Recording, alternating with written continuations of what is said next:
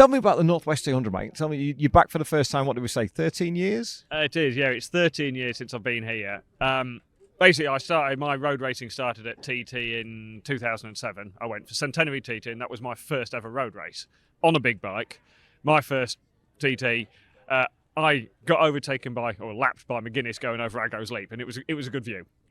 And then the next year, I sort of did more road racing. So I came to Northwest 08, then to TT and Ulster and places. I did 3 years here.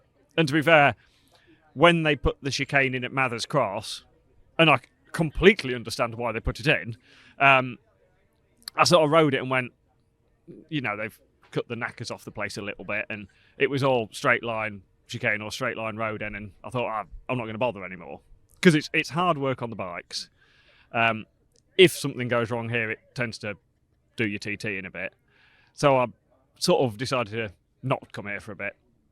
And I went off and I did some of the other Irish road races. I did Tandragee and Cookstown and a few other bits as well. And then last year at TT I struggled, and part of it was to get my brain up to speed, because we'd had a couple of years away from the Isle of Man, and it doesn't matter how fast you've gone at Snetterton, it is not the same.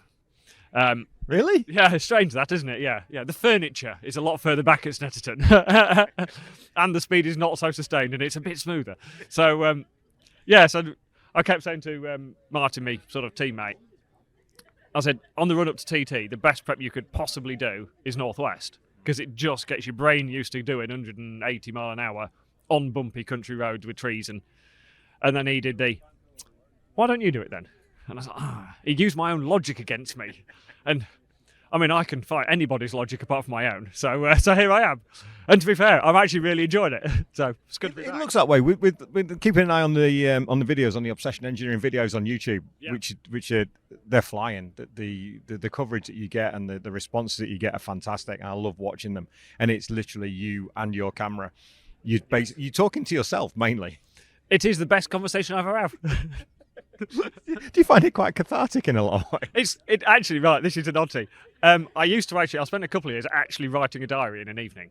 And it was quite nice because you got to write this thing, the things that have gone well and things that have gone badly during the day. And it gives you a moment to reflect on things. And I found it quite useful. It was quite a cleansing experience, and then I slept better. And then I started videoing stuff, especially at TT last year. I'd sit with the camera in bed, which sounds weird, but it's not that kind of video. And I believe there's an OnlyFans account if you look for it.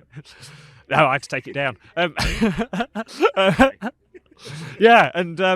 do the videos. And I've sort of just talk as if I'm talking to myself, sort of thing. I find it quite relaxing, and then people seem to quite like it because they get an honest sort of feedback of what's happened in a day. So, yeah, there's not a lot of filter.